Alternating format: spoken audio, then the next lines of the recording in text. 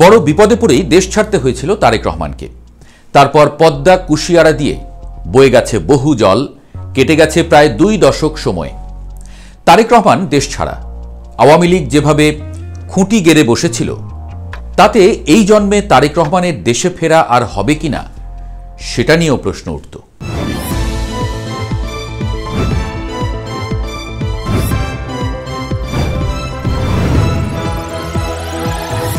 কিন্তু কি এক আসমানি ইশারায় সব উল্টে পাল্টে গেল। আওয়ামী লীগের পতন হলো, তারেক রহমানের বিরুদ্ধে মামলা উঠে গেল, রইল না দেশে ফিরতে আর কোনো বাধা। কিন্তু সবাইকে অবাক করে দিয়ে তারেক রহমান ঠায় বসে আছেন লন্ডনে। দেশে বিএনপি যে খুব ভালো সময় পার করছে সেটা বলা যাবে না। বড় হুমকি হিসেবে হাজির হয়েছে জামায়াত। ফেব্রুয়ারি আসতেও দেরি নেই খুব একটা, মাঠ প্রায় গুছিয়ে ফেলেছে জামায়াতে ইসলামী। ওদিকে তারেক রহমানের দেশে ফেরা এখনো হলো না। তবে কি আশা ছেড়ে দিচ্ছে বিএনপি? এমন প্রশ্ন যখন জোরে সোরে উঠছে, তখন বিবিসি বাংলায় দেয়া সাক্ষাৎকারে তারেক রহমান বলে উঠলেন, দেশে ফিরছেন তিনি খুব শিগগিরই। বিবিসির প্রথম প্রশ্নেই যেন জমে গেল কৌতূহল।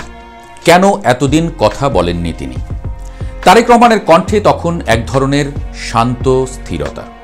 বললেন, ব্যাপারটা ঠিক এভাবে নয়। আমি কথা বলেছি দলের ভেতরে, মানুষজনের সঙ্গে, সামাজিক যোগাযোগ মাধ্যমে।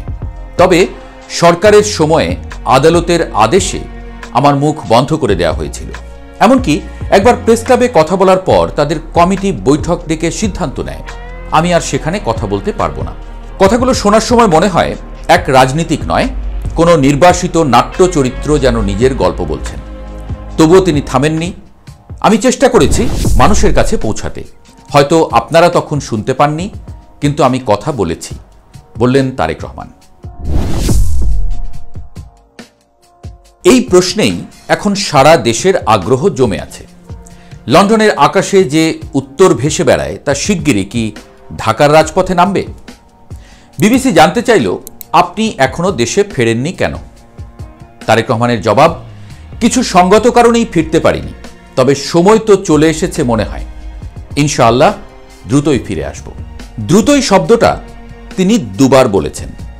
একবার বিশ্বাসের ভেতর থেকে, আরেকবার যেন নিজেকেই আশ্বস্ত করে। আগামী নির্বাচনের আগে দেশে ফিরবেন কি? তার উত্তর, আমি একজন রাজনৈতিক কর্মী। জনগণের প্রত্যাশিত নির্বাচন যখন হবে, আমি জনগণের মধ্যেই থাকব ইনশাআল্লাহ। দেশে ফিরতে ভয় পাচ্ছেন তারেক রহমান? বিএনপির ভেতরে কেউ কেউ বলে থাকেন, তারেক রহমান দেশে ফিরতে ভয় পাচ্ছেন। দেশে ফিরলেই নাকি তাকে নাই করে দেয়া হতে পারে।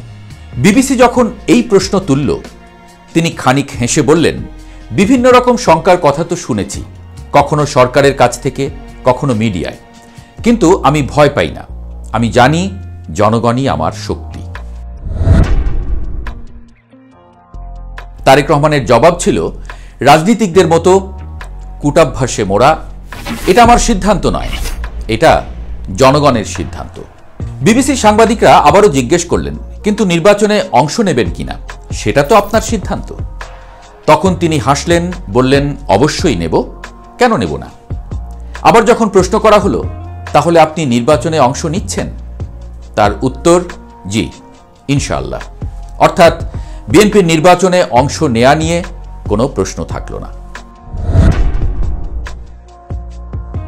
17 বছর ধরে রাজনীতির বাইরে থাকা মানে শুধু সময়ের ফারাক নয়, প্রজন্মেরও ফারাক। যারা তখন তরুণ বিএনপি কর্মী ছিলেন, আজ তারা প্রৌঢ়।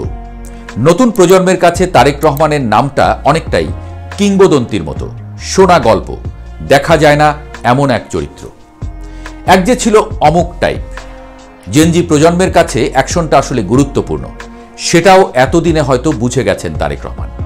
রাজনীতির মাঠে জামায়াতের উত্থান, আওয়ামী লীগের পতনের ধুলো আর বিএনপির ক্লান্ত মুখগুলোর মাঝে হয়তো আবার একবার সজীবতা ফিরতে পারে।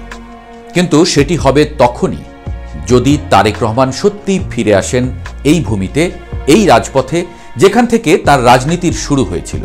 কিন্তু মাঠ আর আগের মতো নেই। যে আওয়ামী লীগ তাকে বলতে গেলে প্রায় শেষ করে দিয়েছিল, তারেক রহমানকে প্রতিশোধ নেওয়ার কোনো সুযোগ না দিয়ে পালিয়ে গেছে দলটি। তার বদলে মাঠে হাজির হয়েছে জামায়াত। শুধু হাজিরই হয়নি, বরং আওয়ামী লীগের চেয়ে বড় হয়ে হাজির হয়েছে তারা। প্রশ্ন উঠেছে, দেশে এসে তারেক রহমান জামায়াতকে মোকাবেলা করতে পারবেন? জামায়াত এখন আর সেই পুরনো মিত্র নয়। তাদের রাজনীতিতে এসেছে নতুন প্রজন্ম, যারা প্রযুক্তি জানে, সংগঠনে কঠোর আর মাঠে সাহসী। তারা বিএনপির সেই পুরনো ভোট ব্যাংকের ভেতরেই গেড়ে বসে আছে। যেখানে বিএনপি এখনো ফিরব কি ফিরব না ভাবছে, সেখানে জামায়াতের কর্মীরা মাঠে নামছে, দরজায় দরজায় যাচ্ছেন, ভিডিও বানাচ্ছেন, প্রচারণা চালাচ্ছেন। জামায়াত এখন পুরোপুরি ডান পাশের মাটি কুড়িয়ে নিয়েছে। এছাড়া দেশের মানুষের কানে চোখে তারেক রহমানের চেয়ে বেশিবার পৌঁছে জামায়াত আমির ডাক্তার শফিকুর রহমানের নাম, চেহারা। এর তো একটা প্রভাব আছেই, প্রচারেই প্রসার। তাছাড়া দেশে যেভাবে ধর্মভীরু মনোভাব বেড়েছে, তাতে জামায়াত তার পালে ইতিহাসের সবচেয়ে মধুর বাতাস পাচ্ছে। নতুন প্রজন্ম হঠাৎ করেই যেন জামায়াতের দিকে ঝুঁকে গেছে।